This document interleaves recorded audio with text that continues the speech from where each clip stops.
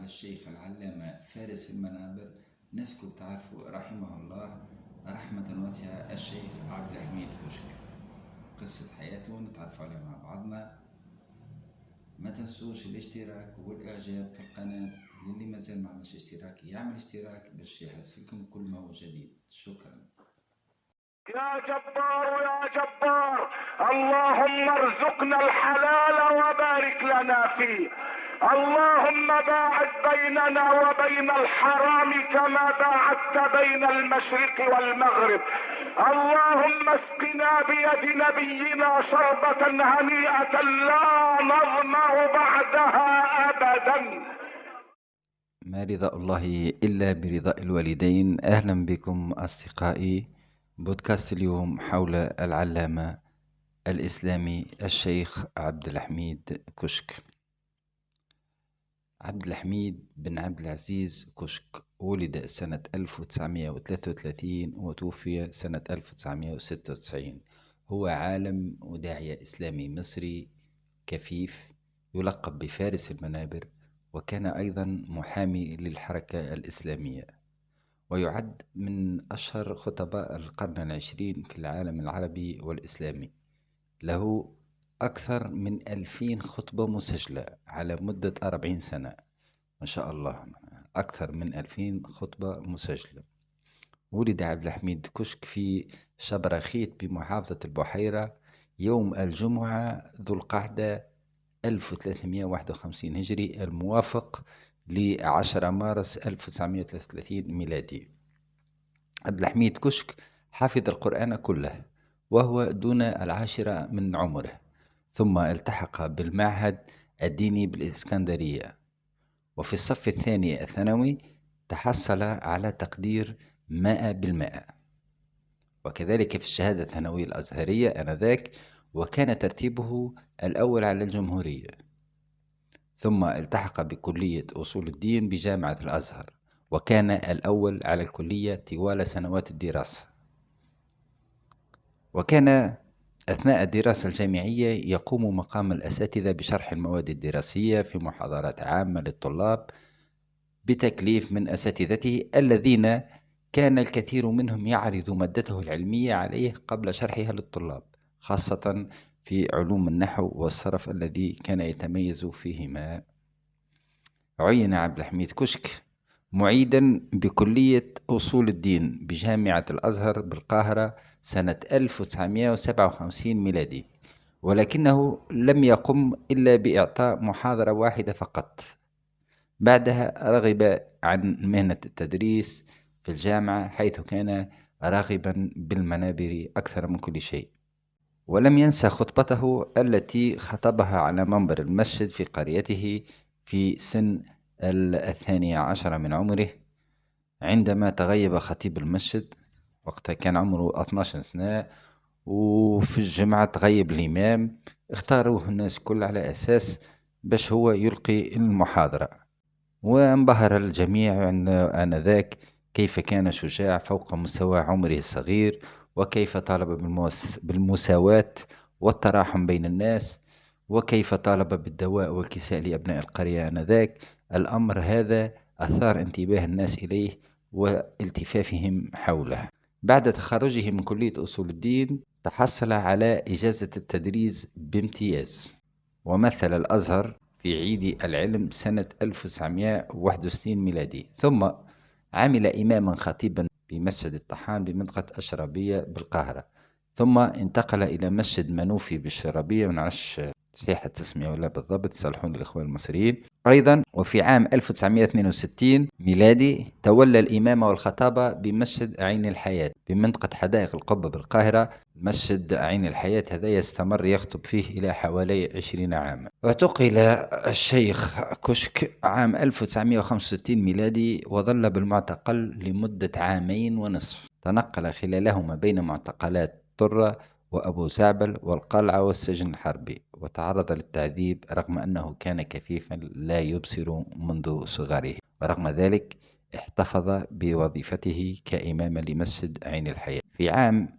1972 بدأ يكثف خطبه، وكان يحضر الصلاة معه حشود هائلة من المصلين، ومنذ عام 76 بدأ الاصطدام بالسلطة، وخاصة بعد معاهدة كامب ديفيد، حيث اتهم الحكومة آنذاك بالخيانة للإسلام، وأخذ يستعرض صور الفساد في مصر من الناحية الاجتماعية والفنية والحياة العامة. واعتقل في عام 81 و900 ألف مع عدد كبير من المعارضين السياسيين ضمن قرارات سبتمبر الشهيرة للرئيس المصري محمد أنور السادات، بعد هجوم السادات عليه في خطاب 5 سبتمبر عام 81 و900 ألف، ثم أفرج عنه عام 82 و900 ألف، يعني تقريبا سنة. لم يعد إلى مسجده الذي منع منه، كما منع أيضا من الخطابة وإلقاء الدروس. ولقي كشك خلال هذه الاعتقالات عذابا رهيبا ترك أثاره على كل جسده رغم إعاقته. ترك عبد الحميد كشك 108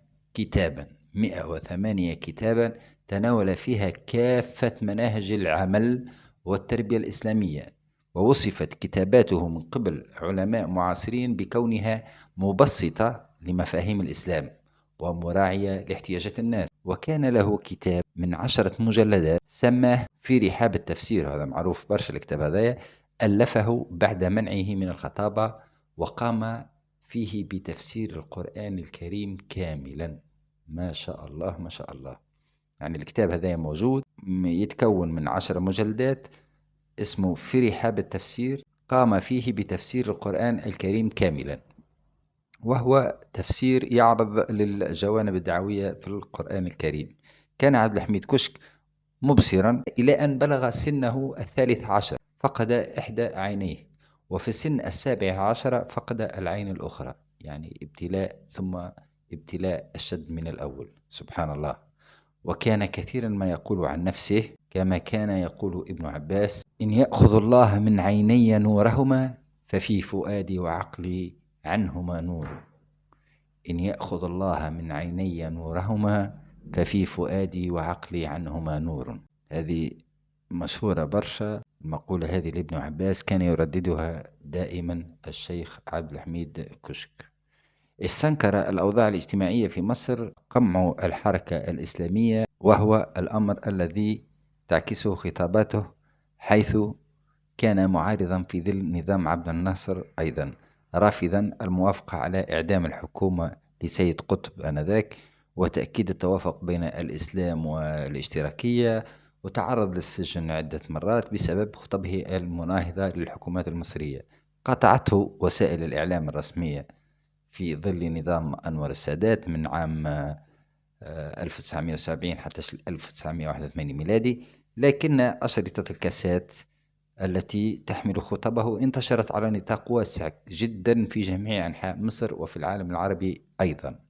أكد كشك على التقوى الشخصية والخاصة في خطاباته، هاجم العلمانيين المصريين في دعوتهم لإلغاء قانون الأحوال الشخصية بشأن العلاقات الزوجية، الذي أثار كشك وغيره من المشايخ الذين رأوا أنه يخالف الشريعة. قبل وفاته بقليل، وكان يوم الجمعة، هو ولد يوم الجمعة وتوفي يوم الجمعة، سبحان الله. قبل وفاته وكان يوم الجمعة قص على زوجته وأولاده رؤيا، وهي رؤية النبي محمد صلى الله عليه وسلم وعمر بن الخطاب بالمنام، حيث رأى في منامه رسول الله صلى الله عليه وسلم وعلى آله وصحبه أجمعين، الذي قال له: سلم على عمر، فسلم عليه ثم وقع على الأرض ميتا، فغسله رسول الله صلى الله عليه وسلم بيديه الكريمتين. فقالت له زوجته، وهي التي قصت هذه الرؤيا، زوجته هي التي قصت هذه الرؤيا: علمنا حديث النبي صلى الله عليه وسلم أنه من رأى رؤيا يكرهها فلا يقصصها. فقال: ومن قال لك أنني أكره هذه الرؤيا؟ والله إنني لا أرجو أن يكون الأمر كما كان. فسبحان الله. بعد ذلك ذهب وتوضأ في بيته لصلاة الجمعة، وكعادته بدأ يتنفل بركعات قبل الذهاب إلى المسجد، يعني يصلي في ركعات نافلة بمزيد من الأجر والثواب قبل الذهاب إلى المسجد لصلاة الجمعة. ثم ذهب إلى المسجد وصلى ركعة، يعني الركعتين بتاع تحية المسجد، مازال ما بدأتش الجمعة. صلى الركعة الأولى، ثم الركعة الثانية. في الركعة الثانية سجد السجدة الأولى، ثم رفع منها، ثم سجد السجدة الثانية، وفيها توفي يرحمه الله وهو في وضع السجود. وهذا ما كان يتمناه الشيخ عبد الحميد كشك يوم الجمعة في الجامع في الركعة الثانية ساجدا لله وحده لا شريك له. توفي في هذا الوضع. اللهم أحسن خواتمنا يا رب العالمين. وكان ذلك يوم الجمعة 25 رجب 1417 الهجري، الموافق ل 6 ديسمبر من سنة 96 و900 وألف ميلادي. وكان عبد الحميد كشك يدعو الله من قبل أن يتوفاه ساجدا، فكان له ما أراد. سبحان الله، والصلاة والسلام على رسول الله صلى الله عليه وسلم. اللهم أحسن خواتمنا واغفر لنا وارحمنا إنك أنت التواب الغفور. شكرا لكم أصدقائي على المتابعة، وأتمنى أن تكون قد حصلت لكم الفائدة من هذا الفيديو. إلى اللقاء في بودكاست جديد، في انتظار تعليقاتكم واقتراحاتكم التي تشرفني دائما. إلى اللقاء.